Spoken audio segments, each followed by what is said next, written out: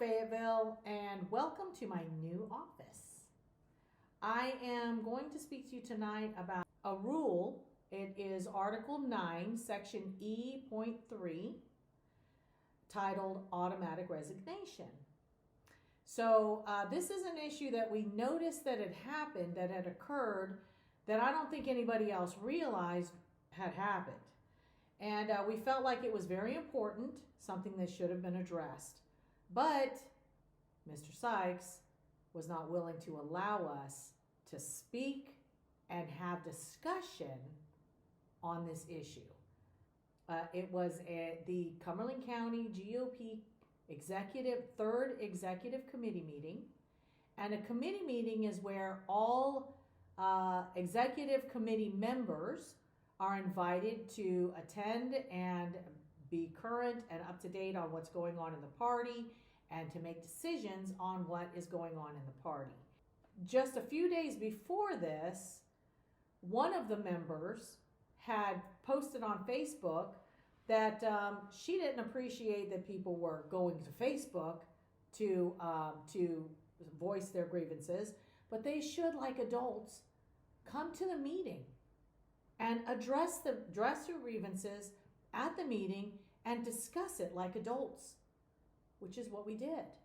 I printed up this little handout that explained a rule, the rule of automatic resignation, that we just wanted to explain that. Now I'm not a voting member, I'm just a guest. But I am a registered Republican, which allows me to sit in on the meeting. Although I cannot, as just a guest, I can't make motions and I can't vote. But I can attend and I can listen, and I should be able to be heard as a registered Republican. I should be able to be heard. And whoever is my executive committee member, which would be my precinct chair, should be able to advocate for me as a voting member. Okay, so some of the other members were attempting to bring this issue to the attention of the chair and the body for understanding and for acknowledgement. But we were soundly heckled, mocked, harangued, and soundly shut down. Apparently, freedom of speech, not there. And it was very, very sad. And as you saw in the City View in the article about what happened after, it was a disgrace. It was a disgrace. So I would like to just briefly go over the issue that we wanted to present and explain it to the Republicans. And I hope that I'm reaching out to the grassroots Republicans that are tired of seeing the establishment, the Rhino Republicans, taking over and making decisions without you and expecting you to fall in line and just, you're trusting that our leadership is making decisions on your behalf and that they're conducting themselves and conducting business according to the plan of organization. And as I explain this, you'll see why it's important when I get to the end. Let me read directly what the automatic resignation rule is in the plan of organization of the North Carolina GOP. Here's what it says. Any committee member or officer of a county, district, or state Republican executive committee campaigning in person, on social media, or in any other manner for a candidate in any race who is not a member of the Republican Party and is running in opposition to a member of the Republican Party shall have been deemed to have automatically resigned from the committee of any position. In addition, No committee member or officer shall serve as a treasurer or member of a campaign committee for any candidate in any race if that candidate is not a member of the Republican Party and is running in opposition to a member of the Republican Party. Now, this is straight from the North Carolina Republican Party Plan of Organization, Article 9, Section E.3. And let us not conflate this rule with party disloyalty. They're two separate things. This is its own rule, automatic resignation. And I just read it to you. Now, here's how this rule, Cumberland County Republican Plan of Organization, page 36, number 3, automatic resignation, works when enforced in absolute binding terms. What I'm about to do is dissect what I just read to you, piece by piece. If you're a thinking person, and I know many of you are, you're intelligent, you're thinking, and you want to do the right thing, like I do. I'm a rule follower. Let us dissect this and let us see what it says. Here's the rule summary. If any member or officer of the Republican Party Executive Committee at the county, district, or state level campaigns for a non-Republican candidate who is running against a Republican, of which we have two. We have two Republicans running. Oh, look at that. That was fun. That person automatically forfeits their position immediately without a vote, notice, or hearing. Okay? What automatic resignation means? Self-executing consequence. The moment a member engages in prohibited campaigning, their resignation takes effect automatically by operation of the rule itself. No motion, vote, or further action by the committee is required. No appeal or delay. Because it is automatic, there is no grace period, disciplinary process, or appeal necessary to confirm the removal. The person is considered vacated from the office immediately. Official record. Once verified, the secretary or chair must update the records to reflect that the seat is vacated and initiate procedures to file or to fill the vacancy under the party's bylaws. I'm almost done. We're just dissecting exactly what the rule states. We're dissecting it phrase by phrase, piece by piece, and if you understand the language, the English language, if you have a grasp of vocabulary, which most of you do, then you understand what it's saying. It's irrefutable, and it is indisputable. Okay, what counts as campaigning? The rule explicitly includes any form of campaigning. Mind you, I'm using the words from the rule, written rule, okay? The rule explicitly includes any form of campaigning. Bullet point number 1, in person, attending, speaking, or volunteering for the non-Republican candidate. Online, posting, sharing, liking, or commenting in favor of that candidate on social media. Indirectly, publicly encouraging votes, fundraising, distributing materials, or associating the candidate's name positively in opposition to the Republican nominee. By role, serving as treasurer, campaign staff, or committee member for that non-Republican's campaign, even in a non-public capacity, also triggers automatic resignation. Okay, let's look at the scope of the enforcement. Applies to all levels of Republican Party Executive Committee, county, district, and state. Applies to all races, local, state, or federal, where a Republican is opposed by a non-Republican. Applies equally to applies equally to officers, chair, vice chair, secretary, treasurer, etc., and members. Okay, let's look at the practical enforcement examples, or one example. If a precinct chair, here's an example. If a precinct chair or county executive member endorses an unaffiliated or Democratic candidate for mayor against a registered Republican candidate, or shares that candidate's campaign post on Facebook, or donates to or works for their campaign, that person is automatically deemed to have resigned from the party office as of the first instance of that action.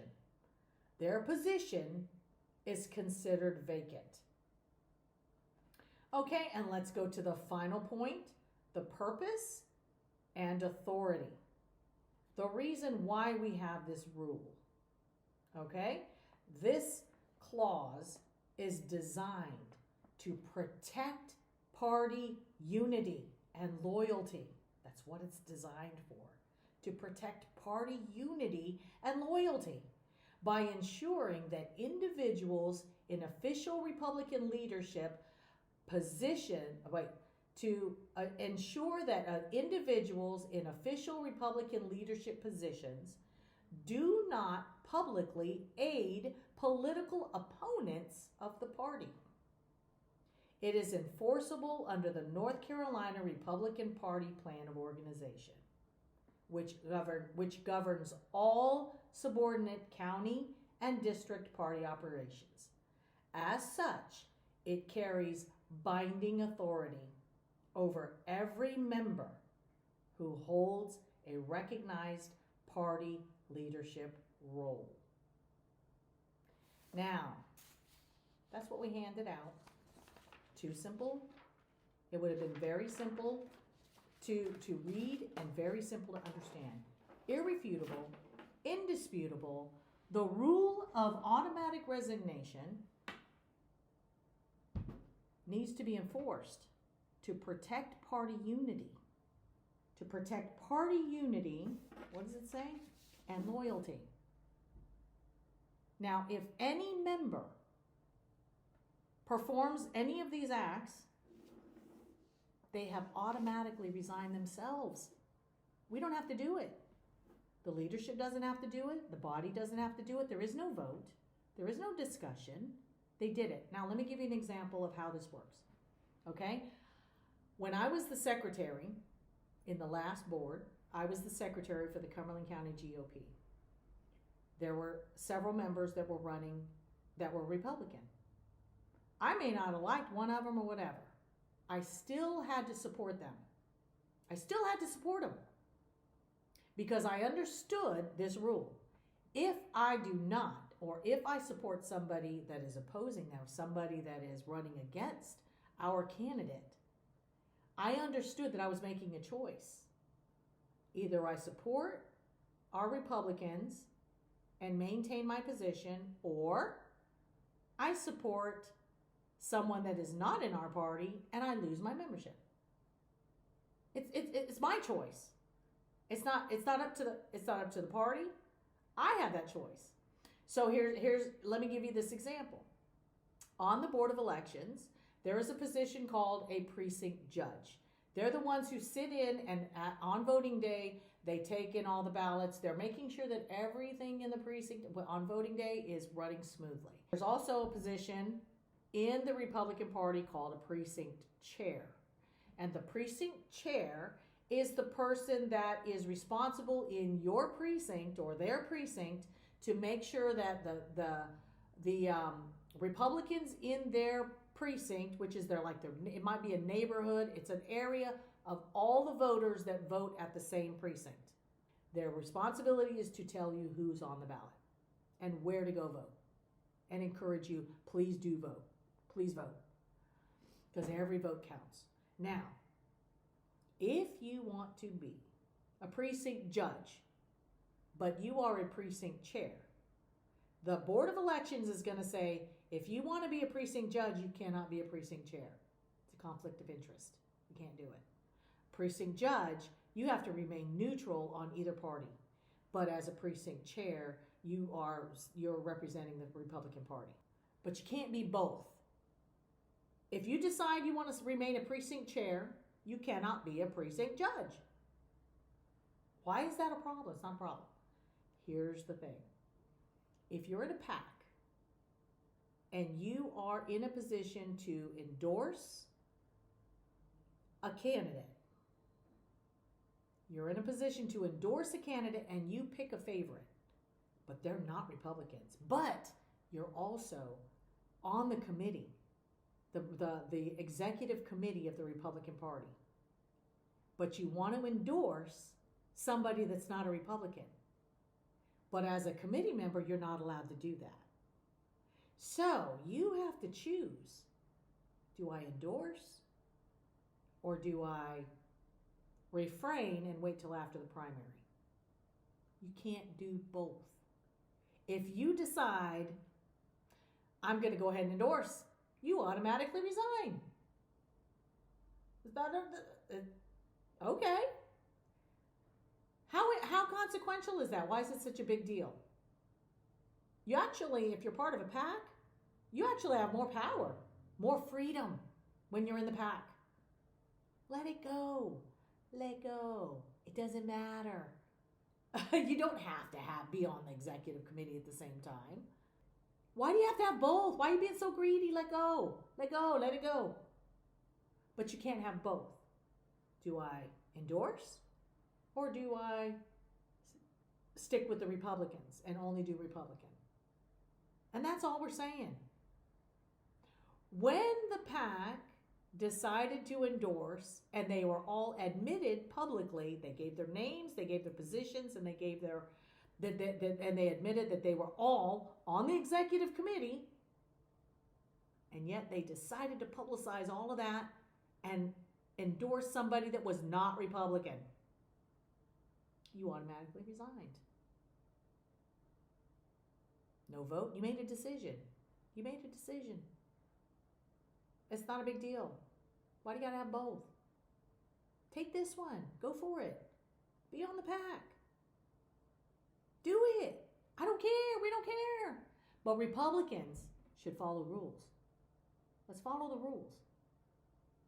And when they decided to do that, and with 100 years of experience between them all, they should have known this rule that you can't do both. They're conflating this rule of automatic resignation with party disloyalty. They're not the same. Go back and read the rule. I just read the whole thing for you. I dissected it for you. It's irrefutable and indisputable. So what? You made your choice. You made your choice. It's okay. But the chair needs to acknowledge that you made your choice. Let it go. Take them off the rolls. It's not a big deal. Why do you got to have these people? It's inconsequential. It really doesn't matter. They have more freedom on the PAC.